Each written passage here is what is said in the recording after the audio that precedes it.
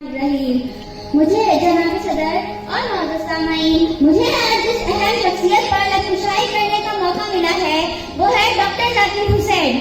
जनाब सदर डॉक्टर जाकिर हुसैन 8 फरवरी 1897 को एक हैदराबाद के एक इज़्ज़तदार घराने में पैदा हुए। उनके वालिद फिदा हुसैन एक मुमताज़ वकील थे। उनकी वालिदा का नाम नाज़रीन बेगम था। जनाब सदर डॉक्टर जाकिर हुसैन जब 9 साल के थे तो उनके वालिद का इंतकाल हो गया। वालिद के इंतकाल के बाद वो हैदराबाद से इटावा आ गए, जहाँ आपने एक मकामी मदरसे में अपनी इब्तिदाई तालीम हासिल की।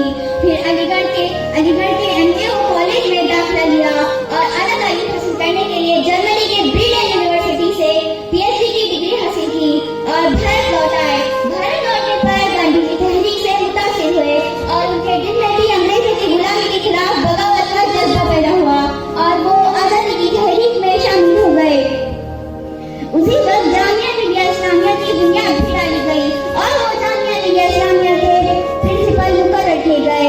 इसी जमाने में अलीगढ़ मुस्लिम यूनिवर्सिटी को बहरान का सामना करना पड़ा। इसी बात पे मौलाना अबुल कलाम आजाद के असरात पर डॉक्टर जाकिर हुसैन ने अलीगढ़ मुस्लिम यूनिवर्सिटी के वॉइस काउंसिल की जिम्मेदारी संभाली और बड़े शानदार तरीके से उस जिम्मेदारी को निभाई। सेहत की खराबी की वजह से उन्होंने 1955 में इस्तीफा दे दिया।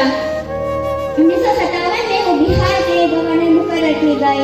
जनाब सदर 1962 में हिंदुस्तान के नायब सदर मुकर्रर किए गए और 1963 को भारत रत्न के आला तरीन एजाज़ों से नवाजा गया।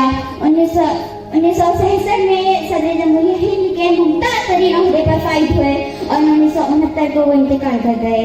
जनाब सदर डॉक्टर जाकिर हुसैन मुख्तलिफ शख्सियत के मालिक थे।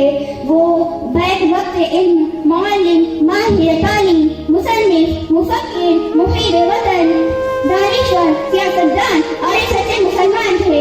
उन्होंने डॉक्टर जाकिर हुसैन ने मुख्तलिफ सियासी, समाजी, माशी और तहजीबी मौज़ूआत पर कई मज़ामीन लिखे।